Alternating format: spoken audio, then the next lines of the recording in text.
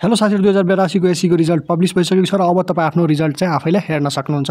यो भिडियोमा चाहिँ फर्स्टमा तपाईहरुलाई चाहिँ एसएमएस मेथडबाट कसरी तपाईहरु एससी को रिजल्ट चेक गर्न सक्नुहुन्छ, किनभने चाहिँ भर्खरै पब्लिश भएको भएर चाहिँ तपाईको वेबसाइटहरु कति काम नगर्न सक्छ। त्यही भएर चाहिँ फर्स्टमा एसएमएस मेथडबाट देखाउँछु, त्यसपछि चाहिँ तपाईहरुले चाहिँ ग्रेड सिट सहित कसरी आफ्नो मार्कसिट हेर्न सक्नुहुन्छ त्यो देखाउँछु। किनभने त्यसको लागि चाहिँ सिम्बल नम्बर र डेट अफ बर्थ दुईटै चाहिन्छ र वेबसाइट पनि प्रोपरली चाहिँ काम गरेको हुनुपर्ने हुन्छ।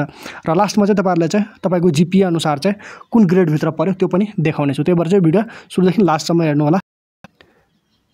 यहाँ हेर्न सक्नुहुन्छ एससी रिजल्ट चेक गर्नलाई मैले चाहिँ डिफ्रेन्ट वटा मेथड लिएर आएको छु। एउटा एसएमएस मेथडबाट, एउटा चाहिँ वेबसाइट मेथडबाट चाहिँ। यो एसएमएस मेथड चाहिँ तपाईहरुलाई चाहिँ भर्खर रिजल्ट पब्लिश हुँदाखेरि चाहिँ काम लाग्ने हुन्छ। तर एउटा जानकारी के गराइदिउँ भने चाहिँ एउटा एसएमएस पठाउँदा चाहिँ तपाईहरुको 5 रुपैयाँ खर्च हुन जान्छ। र यो एसएमएस चाहिँ कसरी पठाउने भन्ने चाहिँ यहाँ एक्जाम्पल राखेको छ, यहाँ हेर्न सक्नुहुन्छ।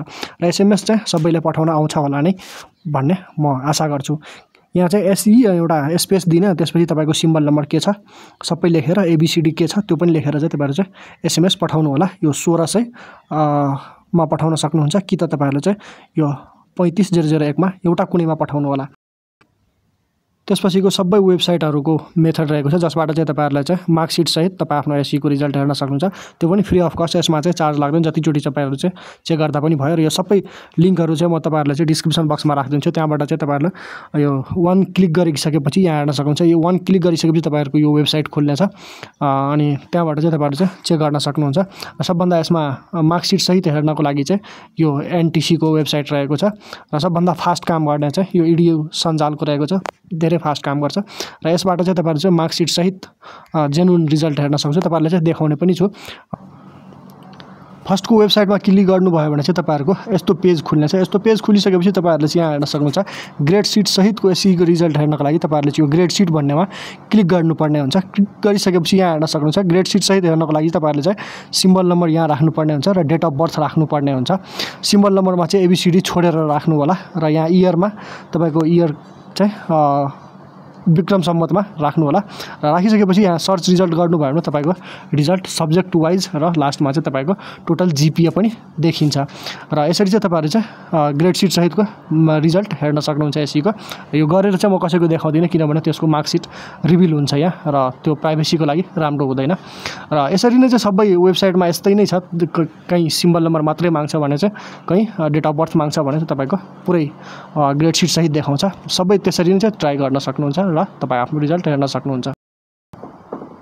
अब अलिकति एससी को ग्रेडिङ सिस्टमको बारेमा कुरा गरिहाल्नु। यहाँ हेर्न सक्नुहुन्छ एकजनाको चाहिँ पुरानो मार्कसिट रहेको छ, त्यसबाट चाहिँ तपाईहरुले चाहिँ देखाउनु छ। यहाँ हेर्न सक्नुहुन्छ उसको फाइनल ग्रेड चाहिँ लगभग 3.05 आएको रहेछ।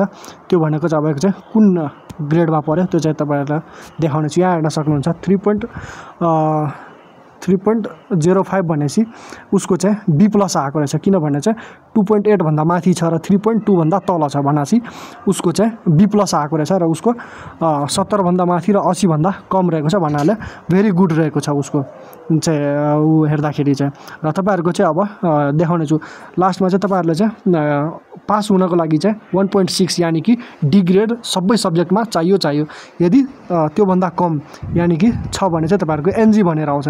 त्यो भन्नाले 35 भन्दा पनि कम हो र त्यो भनेको फेल हो। फेल भइसकेपछि चाहिँ तपाईहरुले चाहिँ यो सब्जेक्टहरुको चाहिँ जुनमा एनजी आउँछ त्यसमा चाहिँ तपाईहरुले चाहिँ एक्जाम दिनुपर्ने हुन्छ। र एउटा चाहिँ नोट के लेखिराख्नुस् भने चाहिँ एससी मा जतिवटा सब्जेक्टमा एनजी आए पनि तपाईहरुले चाहिँ मौका परीक्षा दिन सक्नुहुन्छ। र आजको भिडियोमा यति नै साथीहरु। तपाईहरुलाई भिडियो कस्तो लाग्यो कुनै डाउट छ भने चाहिँ कमेन्ट गर्नु, त्यसको उत्तर दिने प्रयास गर्नेछु। हस्त साथीहरु, धन्यवाद।